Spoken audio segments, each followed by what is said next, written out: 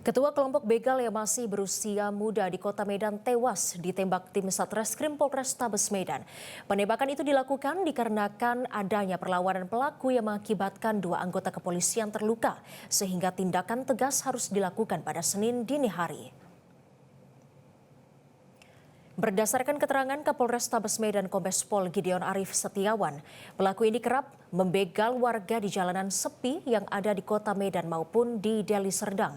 Bahkan dari data yang diperoleh, pelaku selalu membegal ibu-ibu dan terakhir aksi kejahatannya dilakukan di kawasan Jalan Medan Brastagi dengan menggunakan senjata tajam hingga melukai korban.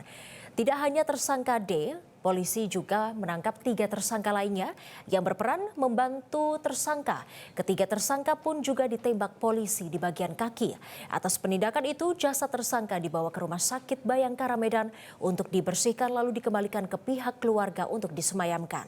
Menurut Kapolres Tabes Medan Kombes Pol Gideon Arif Setiawan, para pelaku kelompok kejahatan di kasus begal yang lain hingga kini masih diburu.